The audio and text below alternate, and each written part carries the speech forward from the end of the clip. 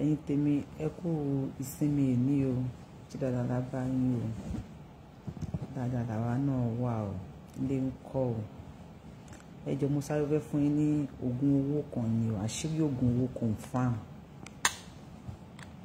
confam àṣírí oògùn owó eléyìí o eléyìí ò ní pé lọ mú kinní kan wá lọ mọ́rùn kinní kan wá lọ mẹ́sẹ̀ kinní kan wá ìṣe confama oògùn owó ni ẹ̀yin tèmi trust me ó ṣiṣẹ́ bàjẹ́ mo fẹ́ fún yín lóògùn owó confam ó ṣiṣẹ́ gan-an ọlọ́run ẹ káàbọ̀ kó sì ní ṣé ara báyìí confam oògùn owó ni ṣó ilé lè máa pè ó lè jẹ́ pàápàá bẹ́ẹ̀ tí mo fẹ́ fún yín ní àṣírí oògùn owó.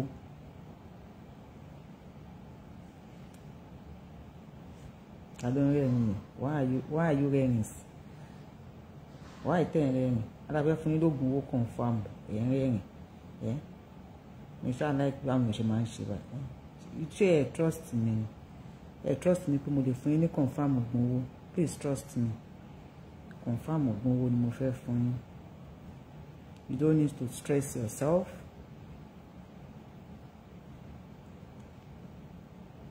Ṣẹ̀gẹ̀ why the LOL kí ló tẹ̀ ń rẹ́rìn adẹ́fẹ́ fún yín confam oògùn owó ẹ̀ ń rẹ́rìn ẹ lọ́wọ́ àbí ìjòkó sí jà bí káwọn èèyàn díẹ̀ wọlé sí ni because show yóò ní pẹ́ púpọ̀ so kí n tó fún yín ní confam oògùn owó tó bá àwọn ẹ̀kọ́ ṣe tó bá àwọn ẹ̀kọ́ má ṣe ìwọ ló mọ̀.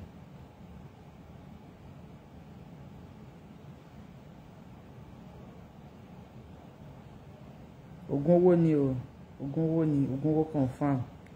I love you, Jaren Star. I love everybody. I love everybody. Ẹ kọ́kọ́ bá mi wo fídíò ìyá yìí náà nítorí wàá sọ oògùn owó tí mo fẹ́ fún yín àti bí tẹ́tí lè rí gbà.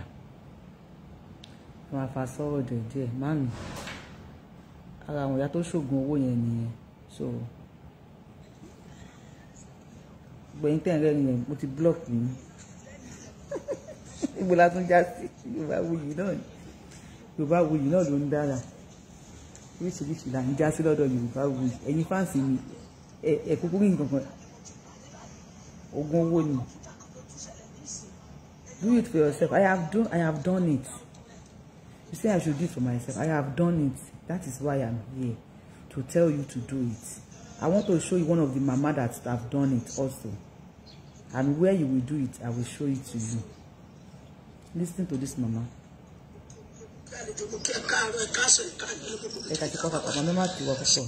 Tí n bá ti bẹ tán màá wá lọ ẹ̀rọ àlọ́ bẹ́ẹ̀rọ bá ti lọ tán á wà kó sínú lẹ́dà inú ṣàká àárọ̀ á fi jẹ kíní ẹ́ńjìn á fi tẹ̀ ó máa tẹ̀ tó bá ti tẹ̀ tán báyìí ní sẹ́yìn sọ pé ìyá Kogi o ti túbọ̀ sí ilé àgbààgbà mo fẹ́ yan gàrí nìyẹn mo ń yan gàrí mo ń ṣèlúbọ̀ mi ò ra oúnjẹ torí wọ́n ti ẹni kí n ra mi ò ní ìkópolówó yẹn wà ṣùgbọ́n gbà sílẹ̀ náà wọ́n ti sọ pé Fúlàní ṣètò yìí mo sì ń jàjàǹgbara lórí ilẹ̀ bàbá mi ẹ jẹ́ kí gbogbo wa ká jàjàǹgbara ilẹ̀ tí dáàdi ẹ bá ní ilẹ̀ tí ìran yín bá ní ẹ lọ fi kọ́kọ́ ẹ fi dáko wọ́n ní ojú tí ó bá dilẹ̀ níta lùbọ̀ ń kó wọ̀ àwọn ilẹ̀ wọn yẹn tó bá jẹ́ pé a lo ilẹ̀ wọn yẹn láti bẹ̀rẹ̀ pẹ̀pẹ̀ tí ó mọ̀ pé irú ilé tó bá wà kò ní bá wà ìgbà táwọn náà ti rílẹ̀ pọ́nrọ́gọ́dán làwọn náà sọ pé bóyá àwọn tó ní ó wúlò fún wọn ẹ jẹ́ kó wúlò fún àwa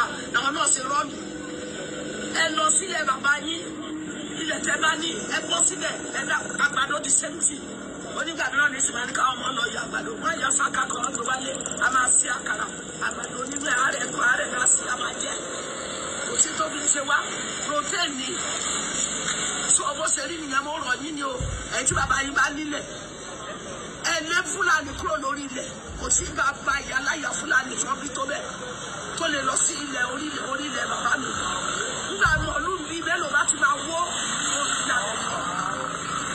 oníyàbẹ̀ mọ́ ẹ̀jẹ̀ yẹn lé o ó kù sínú ilé o ẹ bá rí sàkàtọ̀ tó wà lórí ẹni sí ẹ̀yìn ló wà bẹ́ẹ̀ nígbà tí ń parí ẹ̀jẹ̀ yìí tá a máa fọ̀ tónítóní láti wá kọjá sí di ẹ̀yìn wọ́n ti dúpọ̀ ẹ̀yìn fún mi olówó àní sàkàyè ẹ bá wọlé níṣẹ́ wọlé ọ̀gá wa kẹwo pákí ní lẹ́yìn ilẹ̀kùn lẹ́kẹ̀rẹ̀kẹ̀ ẹ wo pákí lẹ́yìn ilẹ̀kùn ẹ wo bá a ṣe kóra sílẹ̀ ẹ rí pé mo palẹ̀ kó kọ̀ǹpútà mi dé lẹ́kùn kọ̀ǹpútà mi mo ti pàdé báyìí ọ̀rọ̀ kọ̀ǹpútà kan ló tún ṣẹlẹ̀ nísìn èyàn téèyàn ọba yóò tó lóun tẹ kọ̀ǹpútà ó tún rẹ̀ èmi ti palẹ̀ kó un.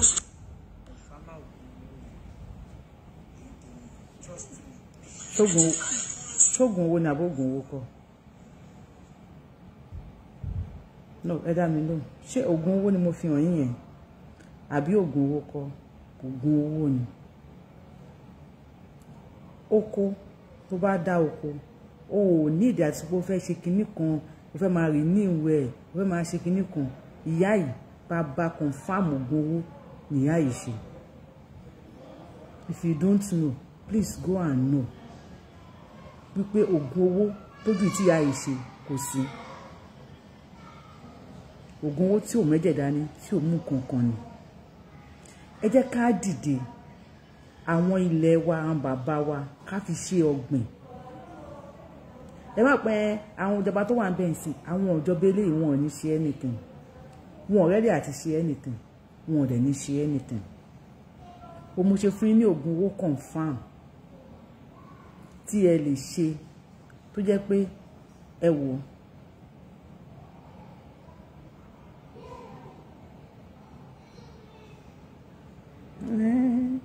thank you look at this. ní express ọ̀jọ̀dọ̀ lọ sí ìhùn bẹ́ẹ̀ òun la ti ń ṣe láìfù yìí ṣáàjìrì wọ́n jẹ́ kó yé wa wípé tòmátò Yorùbá ni àwọn Fúlàní máa wá ń rà lọ́wọ́ àwọn máa lọ́ọ́ tún tà gbogbo wa tó ń sọ wípé ẹ ti rí. ẹ máa gbọ́ wọ́n jẹ́ kó yé mi pé 3,500-4,000 làwọn máa ń ta pẹ̀rẹ̀ tó bá kámẹ́rà ní ìgboro lọ́dọ̀ wa láì 10,000.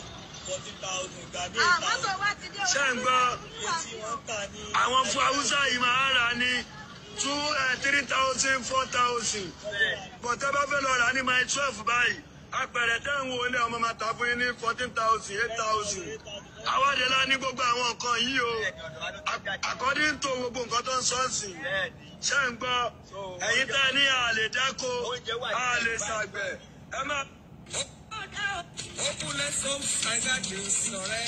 So má jẹ́ kí ẹnìkan kan tàn ẹ́ wípé o lè ṣoríire àbí pé o lè là o lè ṣe oríire oògùn owó tí mo ní tí mo fẹ́ fún ẹ nìyẹn ó yá ká lọ sọ́dọ̀ Opulent Homes and Gardens tẹ̀tí lè rílẹ̀ àwọn tẹ̀ tó ń talẹ̀ wọ́n gba san díẹ̀díẹ̀ let's see.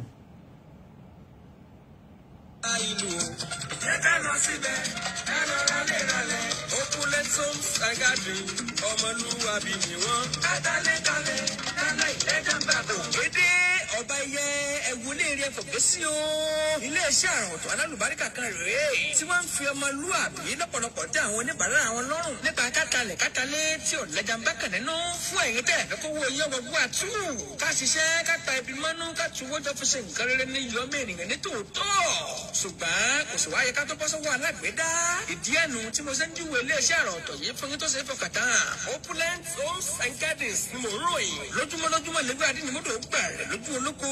Ojoojúmọ́ níléeṣẹ́ Opulent Homes and Gardens pọ̀ rẹ̀ gẹ̀dígẹ̀sì. Nítorí òtítọ́ ọdún tí wọ́n yàn láàyò lọ́dọ̀ tiwọn. Opulent Homes and Gardens phase 1 wà ní Adégbọ̀rọ̀ ìdí ìrókò beside railway line Mọ́níyà Ìbàdàn. Phase 2 wọ́n wà ní Fọlárìn Sẹ́ríkí Mọ́níyà Ìbàdàn. Owó tásọ̀rẹ́ tí ògùn pàjù ara lọ nílé lẹ́ẹ̀fi di onídùkìá lọ́pọ̀ yanturu ní Opulent Homes and Gardens. Bẹ́ẹ̀ fẹ́ ra lẹ̀ tó ṣe fọkàn tán iléeṣẹ́ wọn ni ẹ lọ. Bẹ́ẹ̀ sì fẹ́ ilé aláyọ̀ tá a ti kọ́ tán. Ṣe lọ́ṣọ̀ọ́ mìrìngìdẹ̀ bí àfihàn ba ọ̀dọ̀ wọn lọ́wọ́ à. Wọ́n á tún máa fúnni ní ìmọ̀ràn lórí bẹ́ẹ̀ sì lè di onídùkìá lọ́pọ̀ yanturu. Láì ní mọ̀gbọ̀gbọ̀ nínú. Ẹ̀rọ ìbánisọ̀rọ̀ yìí ni ẹ fi kà sí wọn.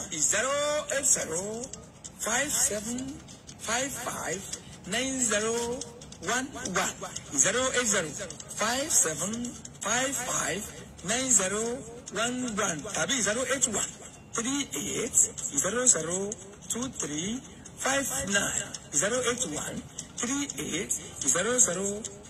08138002359. Opulent Homes and Gardens.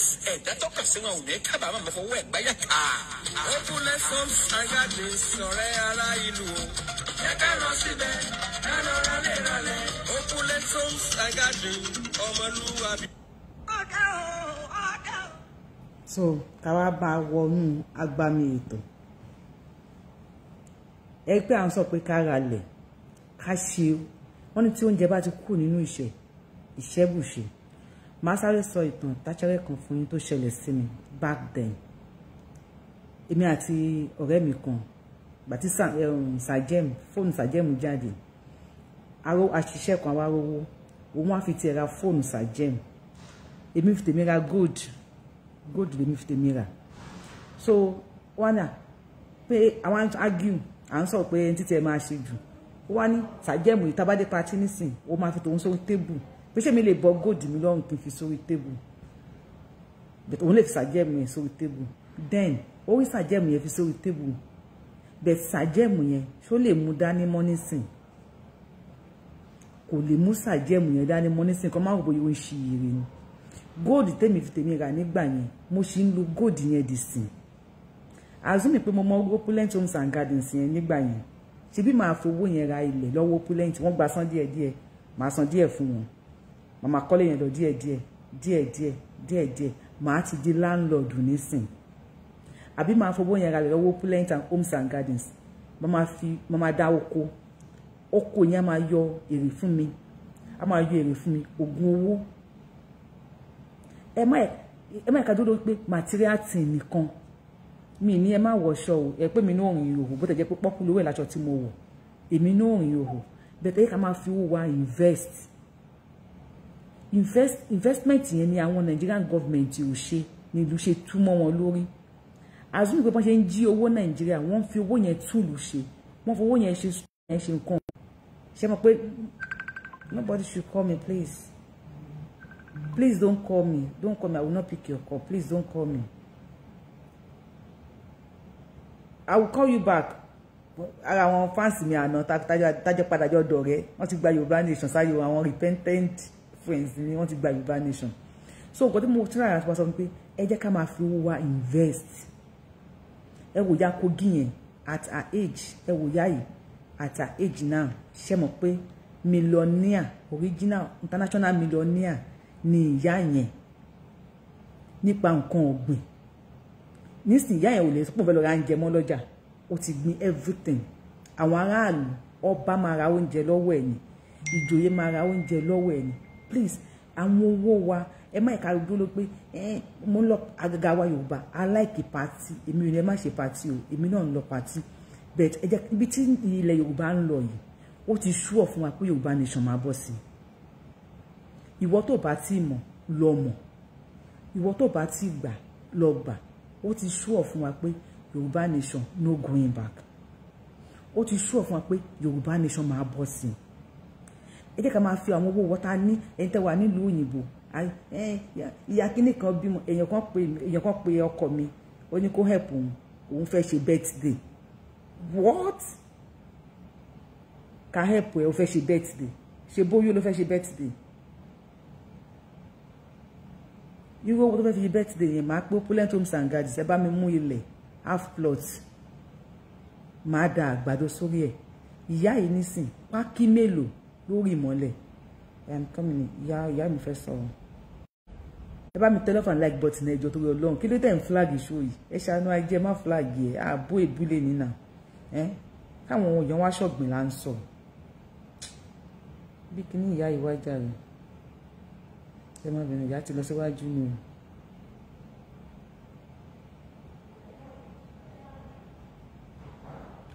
ok ìyá yìí nísìn pákí mélòó náà ti bọ̀ lẹ́lẹ̀. ìyá Kogi ló sọ̀rọ̀ òkè gbogbo ní òkè ilé òkè àlejò òkè káàárọ̀ ẹ̀ka àṣẹ ẹ̀ka ilé gbogbo. pákí mélòó nìyá yìí kì bọ̀ lẹ́lẹ̀ tó so àdúrú pákí àgbàdo mélòó ni wọ́n dà sílẹ̀ lẹ̀ tó so àìmọye àgbàdo jáde. ọ̀rẹ́ mi tí mò ń sọ fún yìí ìjọ ta ṣe ń sọ̀rọ̀ ìjọ wò wá rí chain tí mò ń sọ wí lọ́rùn mi chain ó ṣe ń lo chain mo ní mo ṣe ń lo chain yìí sàjẹ́mù ti ẹ̀dà yes ibi ṣe ń lo chain tèmi sàjẹ́mù ti ẹ̀dà ògùn owó ní kẹ́jẹ́ kí gbogbo wa ṣe ó kàn má jogún owó tó máa mú ẹ̀mí èèyàn dání ni when you have anything, invest on it. I invest àwọn government Nigeria ló fẹ́ ló tú Nigeria báyìí. Ó ti sure pé Yorùbá nation ti bọ́ sí. I can still give you 95% guarantee pé Yorùbá nation ti bọ́ sí. Ṣé bẹ́ẹ̀ ti gbọ́ Ọbásanjọ́? Ọbásanjọ́ náà ti sọ̀rọ̀ sókè. Gbogbo wọn ti mọ̀ nǹkan tó ń ṣe. Gbogbo wọn ti mọ̀ nǹkan tó ń lọ. Buhari ti fi hàn gbogbo wọn pé àwọn ní agenda nínú APC. Buhari ti jẹ́ kó yé Tinubu pé òun ní agenda àtàwọn family Fúlàní nínú PDP. Àtíkù governor Ọ̀yọ́ state ti ń jẹ́ governor Mákindé náà ti pariwo sókè. Àtíkù ti fi yé wọn wípé àwọn ní agenda. Ọba Olúwo tó ń bú Yorùbá nation tó àwọn ọmọ wo àwọn ọmọ tí wọ́n rí kíní kan jẹ́ àwọn tí wọ́n rí kíní kan ṣe. Ọba Olúwo gan ti sọ̀rọ̀ sókè wípé Yorùbá nation làwọn máa lọ. Gbogbo àwọn ọba yẹn gbogbo wọn ti ń sọ̀rọ̀ sókè because wọ́n mọ̀ pé Yorùbá nation is guarantee. Ogun message Ogun owó mi ọ̀sán yìí ó lọ sí ọ̀dọ̀ ìtẹ̀wà ní diaspora púpọ̀. Bẹ́ẹ̀ ni wọ́n bá yín kọdún tẹ́tí kúrò nílé o. Ẹ má jẹ́ kí wọ́n máa fi owó yín pa Ògún fe. Àwọn tó wà Nàìjíríà wọ́n ń ṣe patí jù wá lọ. Àwa táwa níbí là ń ṣiṣẹ́ nínú òjò nínú ẹ̀rùn máa fàṣẹ iṣẹ́ méjì iṣẹ́ mẹ́ta fọmi iṣẹ́ kan tó iṣẹ́ kan. Àwọn ń ṣe fàájì. Yet tó máa fẹ́ yàgbẹ́ lásán. Ẹ ló bọ̀dá mi, ẹ ló àǹtí mi tó máa fẹ́ ya ìgbẹ́ lásán. And ọlọ́run má ṣe wá ní ọmọ àrùn ogun. Àwáyé má jẹ nìkan òjò wèrè tẹ́sẹ̀tẹ́sẹ̀. Because when you go back to ilẹ̀ Yorùbá tí wọ́n ti rán flag wa sókè o tó bá go back tó bá ní nǹkan kan tó o dé bá àwọn náà máa kọ́kọ́ fi ẹ́ ṣe yẹ̀yẹ́ wá lọ́dún tó ti lọ. Ọdún tó ti lọ. Before they will tell you pé látọdún tó ti lọ kò rí nǹkan kan mú bọ̀ invest. Tó ìgbà tí Opulent Homes and Gardens tí wọ́n gbé kí ni wá bá mi pé kí n bá wọn polówó mu ṣe ní ilẹ̀ oko. Wọ́n láwọn ní ilẹ̀ tó ṣe kọ́lé àwọn ní ilẹ̀ tó yẹ ṣoko. Ilẹ̀ tí wọ́n ní tí wọ́n níyà ní Ìbàdàn. Ẹ̀yin fans mi tẹ́ ti rà. If you are here on this page, if you are here on this live show, ẹ bá mi comment síbẹ̀. If you are not here, if you watch this show later, ẹ bá mi comment síbẹ̀. Àwọn tó wà láàbùrọ̀ tán ti ra ilẹ̀ tó wà ní Mọ́níyà ní Díròkò 2 months ago ìgbà tá ṣe léyà mo ń pariwo fún yín pé ẹ ra lẹ̀ o 800,000 ní ilẹ̀ ní Mọ́níyà Díròkò. Mọ́níyà yẹn ó súnmọ́ railway terminal. Àwọn fans mi tí wọ́n ra lẹ̀ ń gbà wọ́n ra lẹ̀ ní 800 naira 800,000 naira. Àwọn tí wọ́n fẹ́ ra ń sìn wọ́n ní 1.5 million. Ilẹ̀ tí wọ́n rà ní 800,000 ní last 2 months wọ́n ní 1.5 million. Bóyá amenities ti wà ládùúgbò yẹn ni o. Bẹ́ẹ̀ tó súnmọ́ railway terminal, ó súnmọ́ AIT ni o, ó súnmọ́ University Ìbàdàn ni o. People are buying, they are investing. Invest your money. Check America, check London, check ìlú òyìnbó. Ó easy àti gbà. Ẹ rántí pé iṣẹ́ ò easy àti ṣe. But mo tún wá rí ìyá Kogi tí ìyá wọn sọ pé kẹ́ wò ó. Àgbàdo mélòó ni ìyá yẹn dà sínú lẹ́lẹ̀? Igi pákí mélòó ni ìyá yẹn rí bọ́lẹ̀? I can remember when I was in Nigeria mo ṣe ọ̀gbìn. Ẹ jẹ́ ká fi owó wa ká fi invest. Aráàlú òyìnbó ẹ̀yin gangan lẹ́ni mẹ́sẹ̀jì yìí jù. Ẹ̀yin lẹ́ni mẹ́sẹ̀jì yìí jù. Nǹkan tó bá mọ̀ pé kíní èmi ò believe lórí perishable things. Aṣọ tí mo wọ̀ yín sìn tó bá di next week tí máa fẹ́ wọ̀ àwọn ẹni spa aṣọ tó ti di old time old time àbí ó di kíní kan.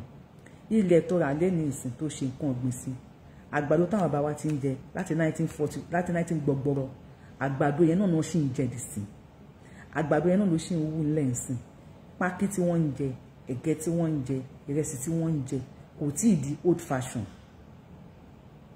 Òun náà ni wọ́n ṣì ń jẹ dì sí. Ẹ jẹ́ ká fi owó wa ká fi invest. Mi ò ní ẹ má ṣàánú o. Èmi náà láwọn tí mò ń ṣàánú fún. But we just have to invest. Àwọn tẹ́mi fọkàn tán sìn tí mo ṣe lè fọwọ́ ẹ̀sọ̀yà àwọn ní Opulent Homes and Gardens. see what I'm sọ pé manager bá mi sọ̀rọ̀. I am not talking with manager. Ìwọ tó jẹ́ CEO tó ní ilé iṣẹ́ Opulent Homes and Gardens. Ìwọ gangan ni mo fẹ́ bá sọ̀rọ̀, Mr. Toba. Mo make sure pé mo bá sọ̀rọ̀.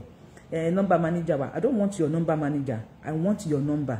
Number àwọn gangan mo gbà 08138002359. Ó wà ní agbárí mi. Mo rán yàn lọ sí Ìbàdàn. Mo gbéyàn dìde láti bá mi lọ sí Ìbàdàn. Ilé iṣẹ́ wọn gas tap filling station. Ọjọ́ Ìbàdàn, Alfonso Ọjọ́ Ìbàdàn. Wọ́n lọ bá mi wò. I make sure pé wọ́n confirm. Because èmi fara mi mo ń protect integrity mi. Èèyàn kò dẹ̀ ní ṣiṣẹ́ nílùú òyìnbó kan wá kó fẹ́ nìkan Nàìjíríà kó lọ talẹ̀ olómi fún wọn. Opulent Homes and Gardens máa gbé yín wá sórí Facebook ni. Ẹnu tí mo fi ń pọ́n ilé àwọn ní kò sí tó jọ. Mo wá dípẹ́ gba àwọn fans mi tí wọ́n ti ralẹ̀. Lọ́wọ́ Opulent Homes and Gardens wọ́n sọ fún mi pé confirm ni. Èmi fúnra mi mo confirm because èmi náà ní kékeré kan lọ́dọ̀ wọn. So what are you waiting for? Sneakers tá ń wọ̀ níbi bí. Mo wọ àwọn sneakers tá ń wọ̀ níbi. À ń ra sneakers ẹyọ kan mi $500. Sneakers $1,000 wà níbi. Èló ni $1 Nàìjíríà. Mi lè má tọ́jú ara yín tẹ́wàá níbi náà o. But ẹ jẹ́ ká wò pé àwọn gbogbo àwọn sneakers nìkan tá ń ra yìí. A máa lè kó ní Nàìjíríà. Sneakers 1,000, 700,000 naira Nàìjíríà. Sneakers ẹyọ kan 1,000. Mo fẹ́ kọ́ mọ̀ pé confirmer ni mo wọ̀, designer ni mo wọ̀. Ẹ máa fi ya fọ́tò. Tó bá wọ sneakers $1,000 lẹ́nu, tó fi ya fọ́tò tó gbé sórí Facebook. Tó bá di next week, tó tún fi ya fọ́tò gbé sórí Facebook. Tó bá di upper week, àwọn máa pè pé ṣé o rẹ̀? And they will not know pé $1,000 yẹn is 700,000 naira, which only fi 300,000 péré kún kó fi ra ilẹ̀. Kò ní kó wá bẹ́ẹ̀ ṣe nǹkan ọ̀gbìn níbẹ̀.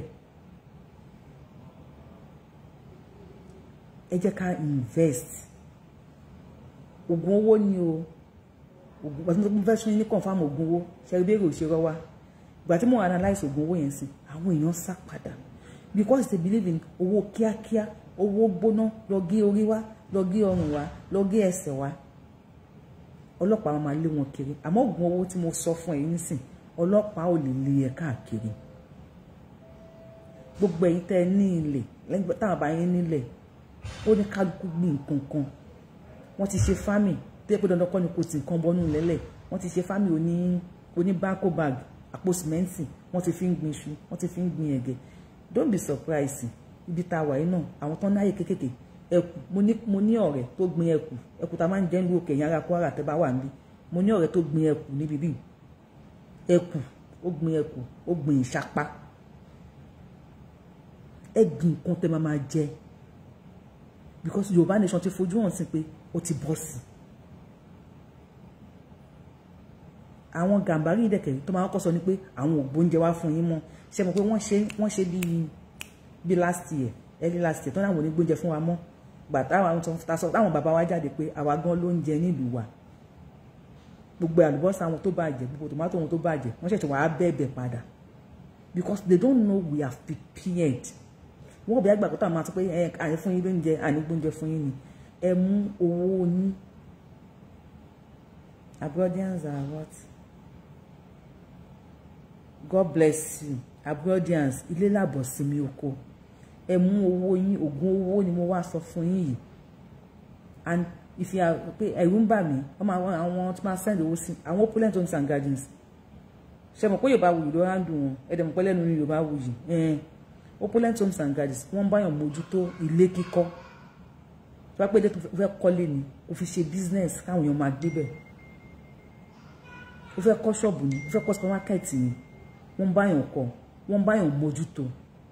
Wọ́n family ẹ̀ tó bá trust wà kó wá bẹ́ẹ̀ gbàwé ilé lọ́wọ́ wọn. Wọ́n á send original copy sí ẹ, wọ́n á fax ẹ̀ sí ẹ, wọ́n á email ẹ̀ sí ẹ. Àbúrò ẹ̀ tó bá trust, ẹ̀gbọ́n ẹ̀ tó bá trust, ó tún lè lọ bẹ́ẹ̀ gbàwé ilé yẹn lọ́wọ́ wọn.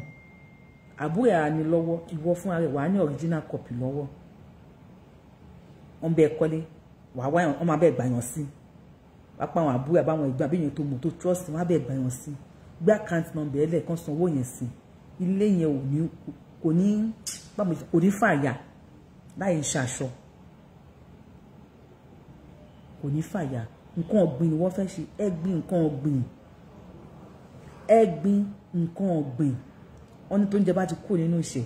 Ìṣẹ́bùṣe amẹ̀bọ̀ mo wá sọ fún yín Yorùbá nation no going back Yorùbá nation ó ti sú ọ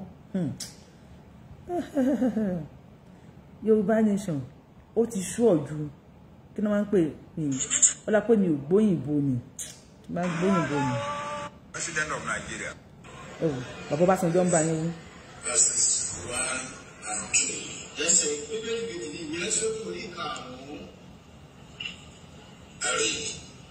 let my people go so that they may hold a festival for me in the desert. You said you need the number. The number is 081 opulent CEO gongongo tó ní Mr. Toba lórúkọ ẹ̀ 081 38 00 29 081 38 00 2359. The number opulent homes and gardens. Number àwọn gangan nìyẹn. Bàbá Ọbásanjọ́ náà bá yín wí. Is the Lord that I should obey him and let Israel go. I do not know the Lord, and I will not let Israel go. Ṣé ibi tí Bàbá Ọbásanjọ́ ti sọ pé Ọlọ́run sọ fún Fáráò pé Fáráò let my people go. Ṣé ti rí ọ̀ní ń bẹ̀? Ẹ ti rí àwọn ládéládé ń bẹ̀? Àní bẹ̀ fún yín. Àní bẹ̀. Ó sú ọ̀jù, sú ọ̀rẹ́ sí lọ. Aaron and Moses. Aaron and Moses went to deliver God's message to Pharaoh. Wọ́n lọ jíṣẹ́ Olúwa fún ọba Pharaoh. And Pharaoh is disfully. Pharaoh sì kọ̀ jálẹ̀ and he rejected the word of God. Kò sì bá Opulent Homes and Gardens mo ti rẹ́yìn gangan lórí show yes Opulent Homes and Gardens náà wà níbẹ̀ wọ́n wà lórí kíní ìsìn Bàbá Ọbásanjọ́ ẹni sùúrù Bàbá Ọbásanjọ́ ẹni sùúrù Opulent Homes and Gardens àwọn gan wà lórí ètò yìí báyìí nísìn mo ti rí CEO wọn ó ti wọlé Mr. Toba fún ara wọn wà lórí live show tá à ń ṣe mo ti rí wọn sí wọn ti wọlé please contact him. Mr. Ayokunle, thank you for your stars. Ọwọ́ yẹn máa lọ sókè o. Àpò ṣáṣá múra òkè ń gbé àpò yín ò ní gbẹ. Mr. Opulent náà ti comment nísìn. Mo ti rí comment yín. Ẹni tó ń jẹ́ Opulent gangan Mr. Toba. Àwọn náà ti fi nọ́mbà wọn síbẹ̀ 081 38 00 23 59. Ẹ contact wọn. Yorùbá nation. Ó ti ṣe o. Àmẹ́ bọ̀ mo wá ṣe fún yín. Àmẹ́ ẹ̀wọ́. Ó yẹ kẹ́ sanwó àmẹ́ èké tí mo wá ṣe fún yín. Ó yẹ kẹ́ sanwó ẹ̀ èké ni mo wá ṣe fún yín.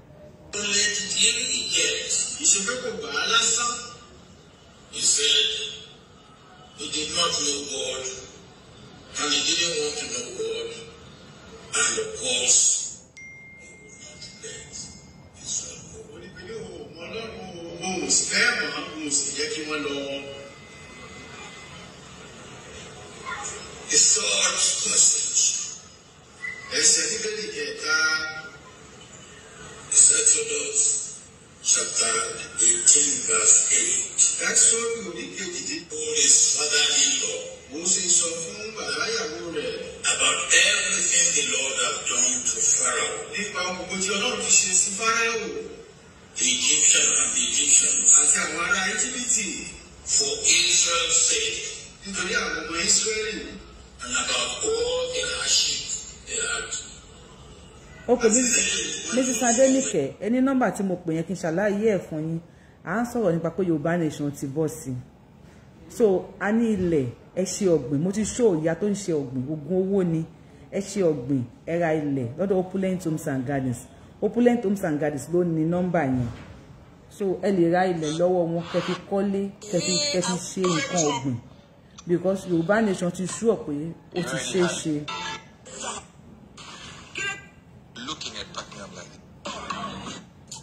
Because looking Opulent in wá fún yín again kí n polówó fún yín. You know, at Osborne Street. And landed properties and real estate. God bless you. God bless you, Mr. Opulent. Ẹ má bá mi fún wọn ní èsì ńbẹ̀ yẹn. So ọlá pé mo busy díẹ̀, mo busy o ṣe pé mi ò lè lo kọ̀mpútà fi ṣiṣẹ́.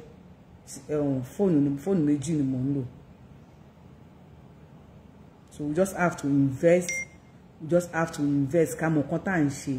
Ẹ má jẹ́ pé èèyàn kan máa wá pè yẹn ìyá sílífà bímọ, ìyá kìíní ẹni tó bá bímọ wọn bá tẹ bá ní ẹ tẹ bá lágbára.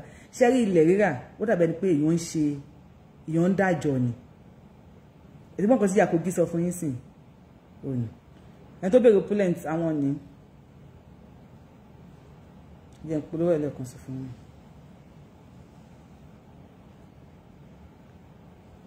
Ọmọlúwàbí ni wọ́n. Kátàlẹ́kálẹ̀ lálẹ́ ìlẹ́jàmbá. Ilé-iṣẹ́ àrùn ọ̀tọ̀ alálùbáríkà kan rèé tí wọ́n ń fi ọmọlúwàbí lọ́pọ̀lọpọ̀ tẹ́ àwọn oníbàárà àwọn lọ́rùn nípa kátàlẹ̀ tí ò lẹ́jàmbá kan nínú fún ẹ̀yin tẹ́ ẹ̀fẹ́ fowó yín ọgbọ̀gbọ̀ àtú. Ká ṣiṣẹ́ ká pa ẹbí mọ́nú ká tuwó jọ fi ṣe nǹkan rere ní yọmọ ènìyàn ní tòótọ́. Ṣùgbọ́n kò sì wáyé ká tó bọ́ sọ́wọ́ alágbèédá. Ìdí ẹnu tí mo ṣe ń júwe ilé-iṣẹ́ àrùn ọ̀tọ̀ yìí fún yín tó ṣe é fọkàn tán. Opulent Homes and Gardens ni mò ń ròyìn. Lójúmọ́ lẹ́gbẹ́ adínimọ́dọ̀ bẹ̀rẹ̀ lójú olóko. Ojoojúmọ́ nílé-iṣẹ́ Opulent Homes and Gardens gbọ̀rẹ̀ gẹ̀jigẹ̀sì nítorí òjútọ́ ọdún tí wọ́n yàn láàyò lọ́dọ̀ tiwọn. Opulent Homes and Gardens phase 1 wà ní Adégbọ̀rọ̀ ìdí ìrókò beside railway line Mọ́níyà Ìbàdàn. Phase 2 wọ́n wà ní Fọlárìn Sẹ́ríkì Mọ́níyà Ìbàdàn. Owó tásọ̀rẹ́ tí òkun pàjù ara lọ nílé lẹ́ẹ̀fi di onídùkìá lọ́pọ̀ yanturu ní Opulent Homes and Gardens. Bẹ́ẹ̀ fẹ́ ra lẹ̀ tó ṣe é fọkàn tán ilé-iṣẹ́ wọn ni ẹ lọ. Bẹ́ẹ̀ sì fẹ́ ilé aláyọ̀ tá a ti kọ́ tán. Ṣe lọ́ṣọ̀ọ́ mìrìngẹ̀dẹ̀ bí àfihàn ba ọ̀dọ̀ wọn lọ́wọ́ à. Wọ́n á tún máa fúnni ní ìmọ̀ràn lórí bẹ́ẹ̀ sì lè di onídùkìá lọ́pọ̀ yanturu láì dẹ́ mọ̀gbọ̀mọ̀gbọ̀ nínú. Ẹ̀rọ ìbánisọ̀rọ̀ yìí ni ẹ fi kà sí wọn.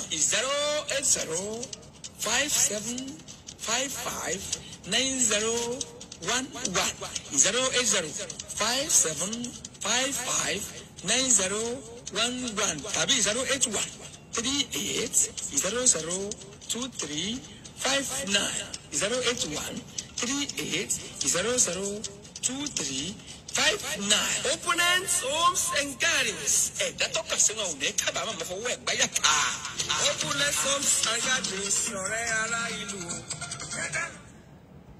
Kí ni oògùn owó tó ju properties lọ? Don't let anybody deceive you pé vanity upon vanity, all is vanity. Ìṣẹ́ àti ìyà pàápàá vanity ni. Ìṣẹ́ àti ìyà kọ́lọ́ má fi bá wa jà vanity ni. Don't be deceived pé tẹ́ bá kọ́lé tẹ́ bá kí láǹfààní ẹni tó kọ́ gbogbo ilé ayé tó fi tó jèrè ilé ayé tó sọ ẹ̀mí ẹ̀nù. That is when you do it ní illegal way nìyẹn. Tó bá ṣe ní legal way àwọn ọmọ ẹ̀ wọ́n á dé bá 90 or 95% assurance pé Yorùbá nation ó ti bọ́ sí. Bàbá Ọbásanjọ́ lẹ́yìn tó ń sọ̀rọ̀ yẹn pé Pharaoh let my people go. Ṣètìlì ti Ṣèyí Mákindé mo post ẹ̀ náà gbogbo wà lórí page Yorùbáwùyí mo ti post ti Ṣèyí Mákindé náà. If APC can be complaining and PDP can be complaining tọ́jà àwọn Yorùbá bàbá wa mo fẹ́ fi bàbá wa hàn yín èèyàn kan ò lè disturb wa máa ṣe rally Yorùbá nation dẹ̀ ti bọ́ sí because gbogbo àwọn àgbàgbà Yorùbá gbogbo wọn tó ń sùn wọ́n ti jí wọ́n ti dìde ńlẹ̀. Ẹ má bínú mo fẹ́ sáré fi bàbá wa hàn yín ni. Opulent Homes and Gardens ọmọlúwàbí ni wọ́n kátàlẹ́ láláì lẹ́jàmbá kan. Ìdẹ̀mọ́ kí ni ẹ̀dẹ̀ òun mi sọ gédé ìdẹ̀mọ́ mi mọ́ sọ. But we do not, because of him, collapse our struggle for the Yoruba nation. Just as we cannot ask him to collapse his own campaign for the Yoruba nation. So we have here two parallel lines in the same country, among the same people. What we who are, because this is an intellectually very strong movement, what we who are handling the Yoruba self-determination struggle must do is to be, as I said, thoughtful, competent, and proper in the way we handle matters. we don't believe we will be in Nigeria in 2023. And by the grace of God, we are not going to be in Nigeria in 2023. So we don't hurt our brother who wants to be president of Nigeria, and he must not try to hurt us. We won't try to hurt him. We have developed very sophisticated ways of getting messages to our youth across the Yoruba land. If they are going on a rally, they have a blueprint in their mind. If the police say, don't stand where you are standing, don't do your rally there, leave the place. The police are not our enemies. They are young men like us who are looking for jobs and who got the job of policemen. They have nothing against us and we have nothing against them. So don't ever fight the police. And you will never find Yoruba boys fighting the police or the military. We have educated our young people that much. So the same thing with our brethren who want to become one thing or other through election in Nigeria in 2023.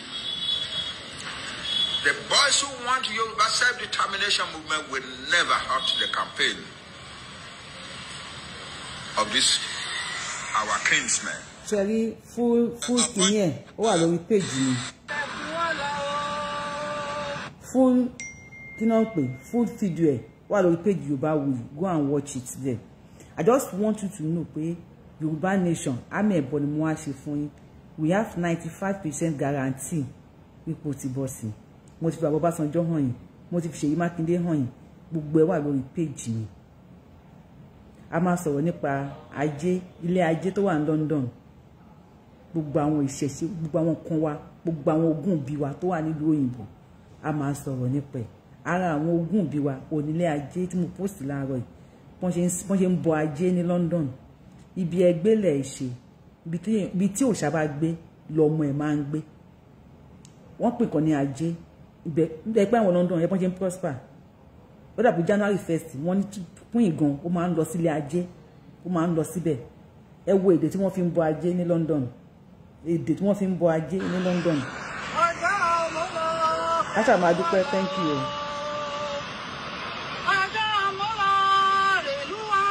London lẹ́ ń wò yẹn o, London.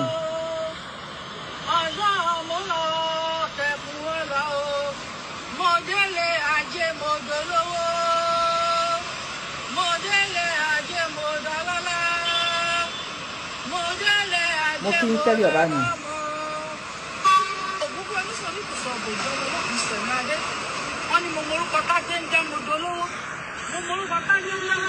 Ẹ jọ̀ọ́, èdè wo lẹ ń gbọ́ ńbẹ̀ yẹn? London nìyẹn o. Èdè wo lẹ ń gbọ́ tó fi ń bọ ajé yẹn? Èdè Yorùbá ní London. Ilé ajé, ojúbọ ajé ní London. Ẹ jọ̀ọ́, ṣé ajé yẹn orúkọ kíni? Orúkọ Yorùbá. Wá tó jẹ́ pé London ilé ajé wà. Why tó jẹ́ pé London nílé ajé wà? Why tó jẹ́ pé London náà ti ń bọ ajé? Ajé Ògúngúlúṣọ̀ fi lé mi ṣe bùgbé o. Ajé Ògúngúlúṣọ̀ wá di ẹrú fún mi ni kí n lè rí ẹ ránṣẹ́. Tó bá fẹ́ o lè tọrọ tiẹ̀ náà o.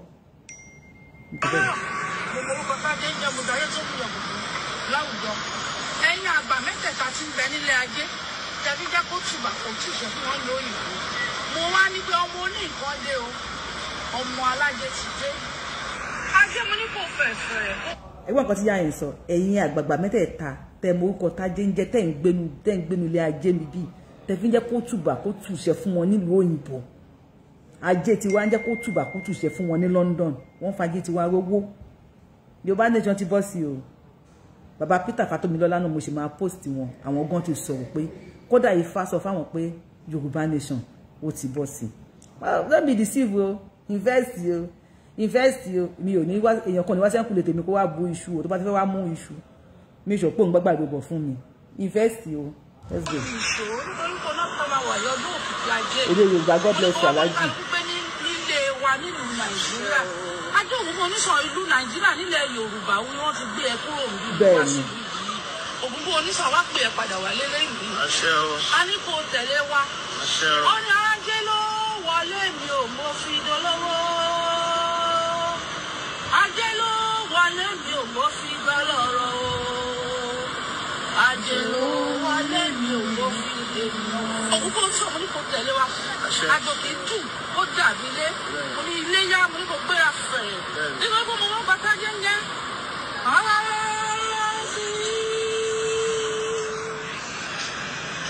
fún ẹ̀yin tẹ́ ń bèrè pé ṣé lóòótọ́ ni ṣé London ni ṣe bí ẹ rí mọ́tò London tó kọjá ń sìn mọ́tò double decker London rẹ́ẹ̀dì yẹn ẹ rí tó kọjá ń bẹ̀ ń sìn bẹ́ẹ̀ ni Yorùbá nation ti bọ́ sí gbogbo àwọn nǹkan wa ó máa padà wálé àwọn tó mọ orúkọ tájé ń jẹ́ wọ́n á pe ajé á padà wálé kì í ṣe gbà ló máa sọ fún pé Yorùbáwùyí ẹjọ́ kí ni nọ́mbà opulent mo lè má dẹ̀ lóhùn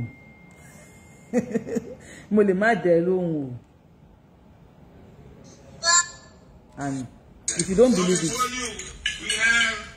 Egungun festival, àwa ń ṣe egungun níbi òyìnbó bí l'Amẹ́ríkà mi bí à ń ṣe egun mi ní kò ṣòṣà o mi pé ẹ ṣòṣà o I am just telling you pé Yorùbá àwa káàkiri Amẹ́ríkà ni Ọ̀yọ́ tún jí l'Amẹ́ríkà.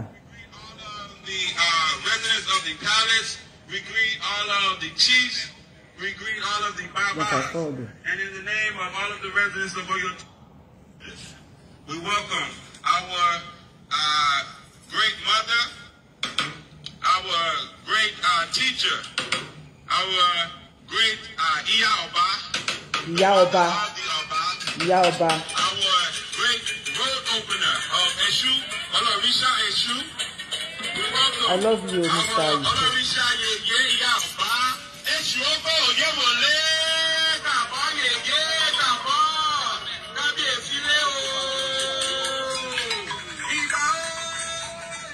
Ìbà ṣe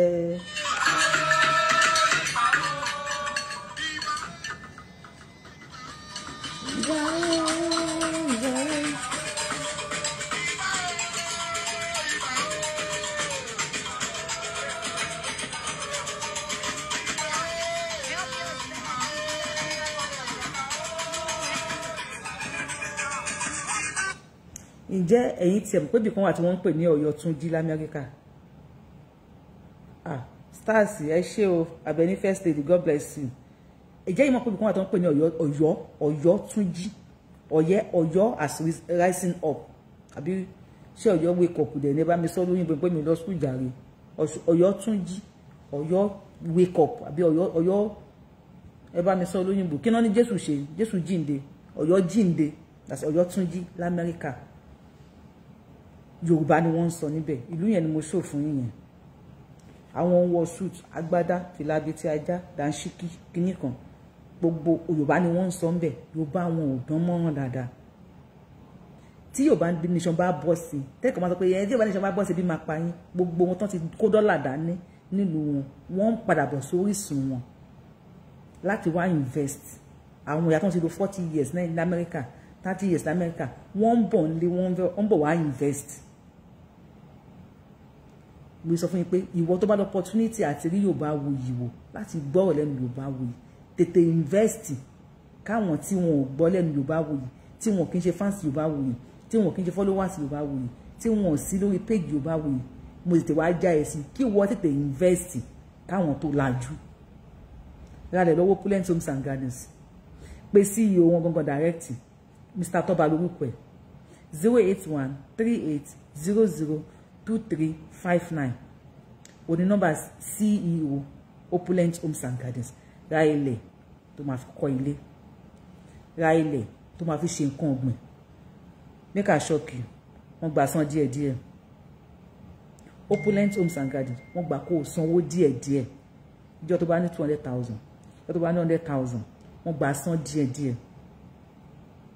wọ́n báyàn kọ́lé wọ́n báyàn mójútó lé àwọn tó wọ́n surprise ẹ̀ wọ́n tí onílẹ̀ kankan ò kí ń ṣe ní Opulent Homes and Gardens tí wọ́n ń ṣe tó bá ní lọ́ọ̀yà tó fẹ́ bẹ́ẹ̀ wò ilẹ̀ wọ́n ní kó máa gbé bọ̀ kó wá bẹ confam wo ilẹ̀ bóyá original ni tó tán ìṣọ́kì kò sí onílẹ̀ tó tí ì ṣe irú ẹ̀ wọ́n tó bá ní sọ̀fíọ̀ bóyá ilẹ̀ yẹn wọ́n lè má wọ̀n pé wọ́n ní kó gbé sọ̀fíọ̀ ẹ̀ dání kó wá bẹ́ẹ̀ wọn lẹ̀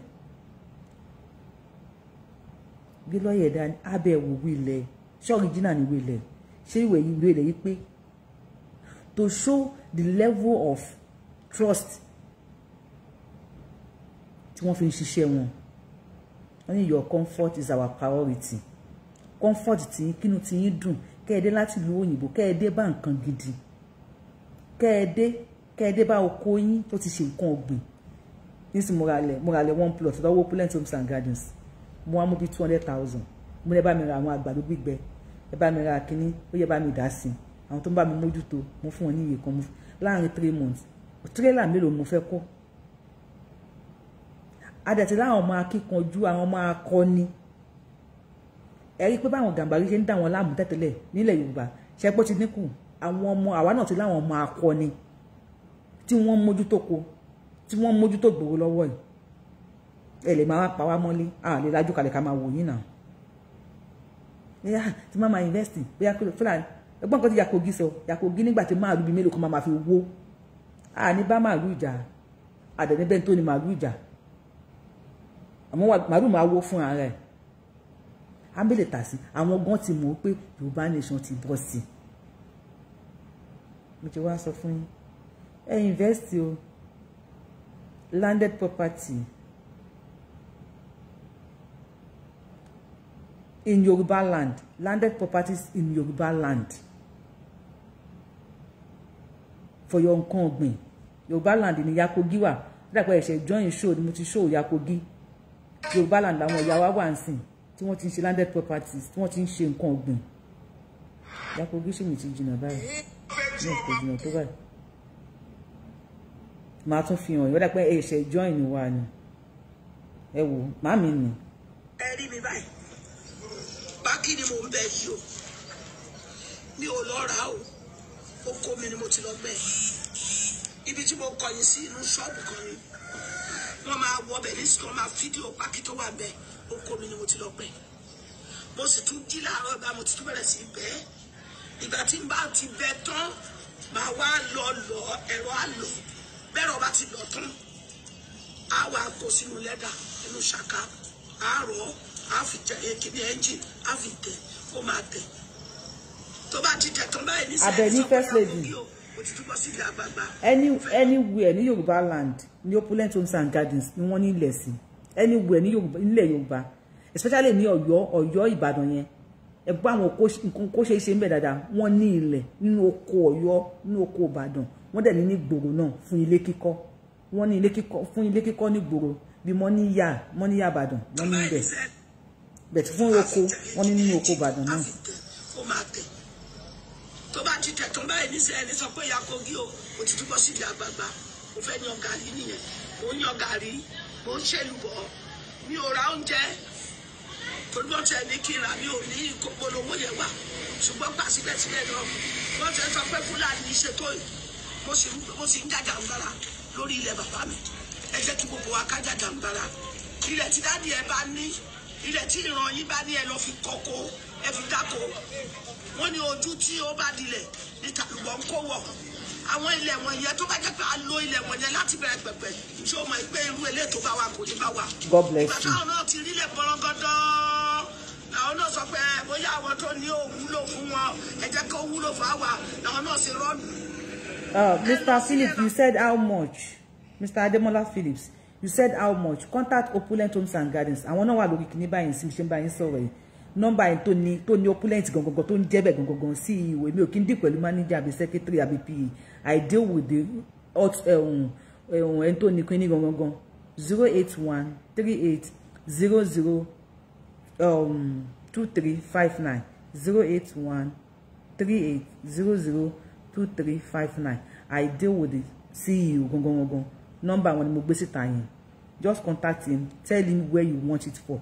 Kí lẹ fẹ́ fi ṣe, ẹ fẹ́ fi kọ́lé ni, ẹ fẹ́ fi ṣoko ni, máa sọ fún yín. Ìyá yìí sìn mílíọ̀nìà ni o. Ẹ bìrà yín pé pákí mélòó ni ìyá yìí kì bọ̀lẹ̀ tó fi lóòdù pákí tó kún gbogbo mi lé báyìí.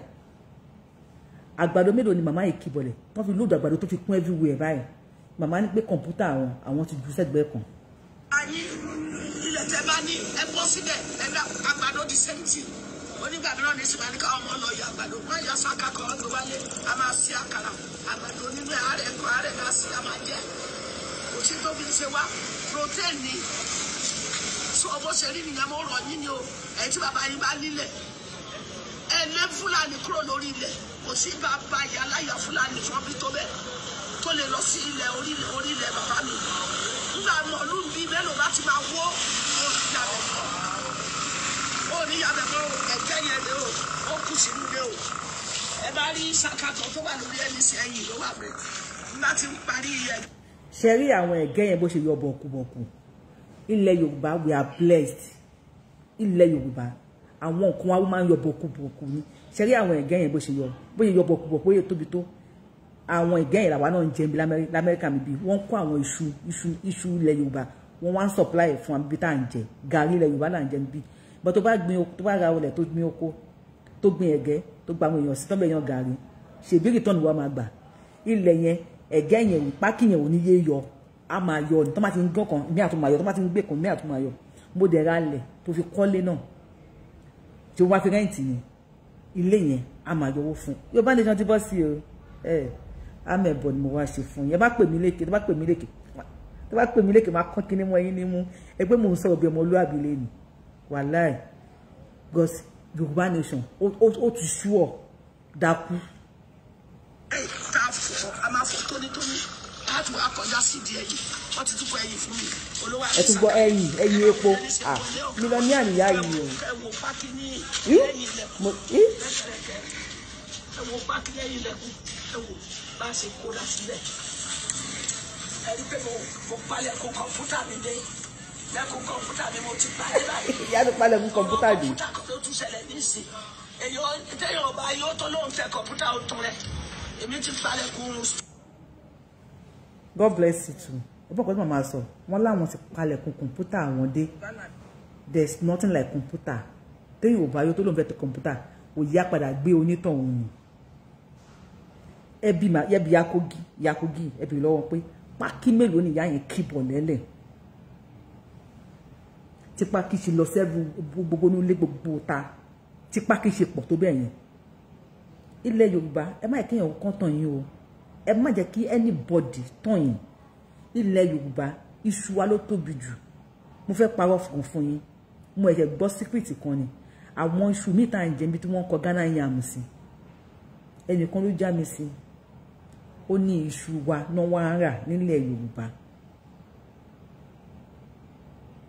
I even have the video with me pé iṣu wa náà wá ń rà ní ilẹ̀ Yorùbá wọ́n dẹ̀ ń package ẹ̀ wọ́n dẹ̀ ń tà sílùú òyìnbó ṣé tí wọ́n bá gbin iṣu ṣé ò lè supply aráàlú òyìnbó wọ́n tó ti wà ń lu òyìnbó o ti mọ bẹ́ẹ̀ bí ti ṣe rí iṣu ẹyọ kan mọ iye tá à ń ra aṣọ páálí iṣu yẹn mọ iye tá à ń ra aṣọ 100,000 naira mélòó ló máa wà ní bóyá 10 àbí kìíní kan tó bá ṣe sọ́wọ́ Nàìjíríà 100,000 90,000 la fi ń ra aṣọ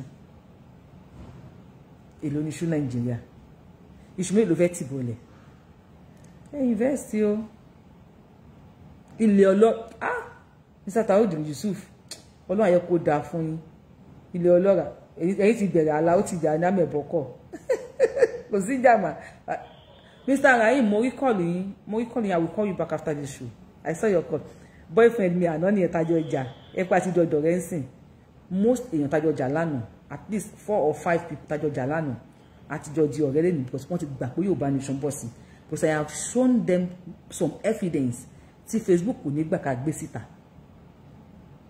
Mr. Rahim tajọ ń jára lánàá nìyẹn tajọ ń búra wa tajọ ń lérí fúnra wa èpè tajọ ń búra wa lépè lánàá àtijọ́ dọ̀rẹ́ Mr. Rahim ìyàwó àtọmọ ń kọ́ sí dáadáa lẹ́wà so please invest please I love you ẹ jẹ́ kí n máa lọ dàbí máa lọ mò ń lọ I have some stuff mo ní much things tí mo fẹ́ ṣe but I just want to tell you Mr. Atoba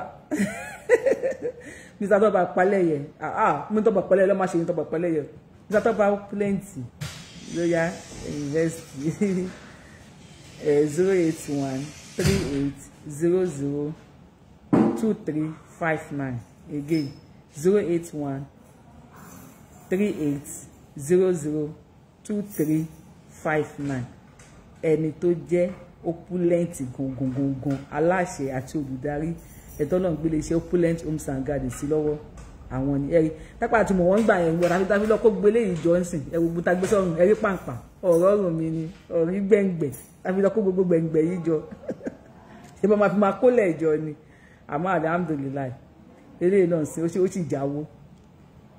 God bless you. I love you so much. See you. Bí a lè ní àbílọ́la again. Love you. Ẹkún sinmi ọmọ ń kọ́ ìyàwó ń kọ́ ọkọ ń kọ́ ẹ̀yin obìnrin lọ síbẹ̀ fọ́kọ yín o. Ẹ̀yin bọ̀dá ẹ̀yin dáàdì wa náà ẹ má pẹ́ wọlé o. Ẹ má lọ ṣe fàájì jù o. Fàájì máa ń fàyàn ní bàtà ya o.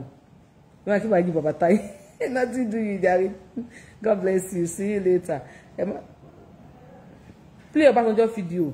Ọjọ́ ti lọ́mọ àádáre ẹ mọ̀ pé ẹ ti dé pẹ̀lú wàhálà yín ẹ ti dé o Ọbásanjọ́ fídíò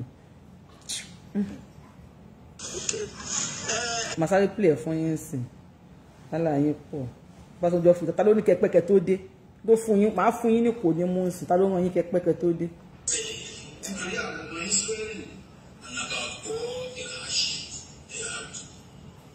Thank you, I'm proud of you too.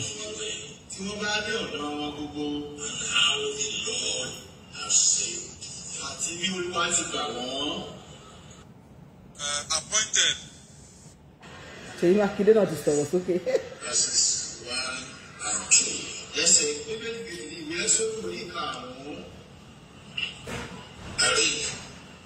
Let my people go so that they may hold a festival for me in the desert. Who is the Lord that I should obey him and let Israel go? I do not know the Lord. I love to Jare Ọláyíwọlá. Ẹ ti rí ọ̀nì nìyẹn onífẹ̀ẹ́ nìyẹn o. And Moses, Aaron àti Mose went to deliver God's message to Pharaoh. Wọ́n lọ jíṣẹ́ Olúwa fún ọba Pharaoh. And Pharaoh disdainfully. Pharaoh sì kọ̀ jálẹ̀ and he rejected the word of God. Kò sì bá èyí tí Ọlọ́run tí wọ́n wá fún un. But not only did he reject, ìṣègbè kò gbà á lásán. He said he did not know God and he didn't want to know God. And of course, he will not let Israel go. Ó ní pẹ̀lú ọmọ Ọlọ́run ò sì fẹ́ mọ̀ ò sì jẹ́ kí wọ́n lọ. The third message. Ẹsẹ̀ Bíbélì kẹta is Exodus chapter 18 verse 8. Exodus ní kejì told his father-in-law. Ṣé rí gbogbo àwọn ọba wa? Ẹ ti gbogbo àwọn ọba wa ń bẹ̀? Ẹ ti gbogbo àwọn ọba wa? Everything the Lord had done to Pharaoh. Nípa gbogbo tí Ọlọ́run ti ṣe sí Pharaoh. The Egyptian and the Egyptians. Àti àwọn ará Íjíbítì. For Israel's sake. Nítorí àwọn ọmọ Ísírẹ́lì. And about all the hardship they had. Àti lẹ́yìn ìpọ́njú tí wọ́n bá dé ọ̀dọ̀ wọn gbogbo. And how the Lord has saved. Àti bí Olúwa ti gbà wọ́n. Appointed. Ṣèyí Mákindé náà sọ̀rọ̀. Ṣèyí Mákindé lẹ́yìn òyìn. Àwọn máa sọ̀rọ̀ nípa ti Ṣèyí Mákindé létà. Ṣé ti rí i pé ó ti ṣe é ṣe o àdúpẹ́. Ó ti ṣe é ṣe àdúpẹ́. I love you, see you. Bye-bye. Love you. Mo dúpẹ́ o. Ẹ̀yin oní stars, ẹ ṣé ẹ̀yin gbé ẹ̀dẹ́ fún mi stars. Àpòṣẹ́ṣẹ́ àmúra òkè gbẹ. Àpò yẹn máa kún fún owó, báǹkì yẹn máa kún fún owó, ilé yẹn máa kún fún ọmọ àlàáfíà ní gígùn. Ẹ̀yin tẹ́ ẹ̀ fún mi náà, tẹ́ ẹ̀ ra data tẹ́ fi wò mí. Ọlọ́run bá mi nífẹ̀ẹ́ yín. Ìgbà tí Yorùbá nation tá bá máa na àṣàrà sókè báyìí. Èmi àti yín ni. Ẹ mọ̀ pé ẹ̀yin neighbor mi lọ́dọ̀ opulent. Ẹ̀yin tẹ́sí àlẹ́ lọ́dọ̀ opulent tẹ́jẹ́ neighbor mi. Ẹ máa múra kalẹ̀. Tí máa jẹ yán nílé ilé, máa jẹ àmàlà nílé ilé. Odidi oṣù kan tí máa wá sí Nàìjíríà. Ẹ̀yin tájọ jẹ́ neighbor lọ́dọ̀ opulent homes and gardens. Ó yẹ mọ́ra yín o. Kó ní kálukú yín máa rẹ́dì. Tí máa jẹ àmàlà nílé tí yín.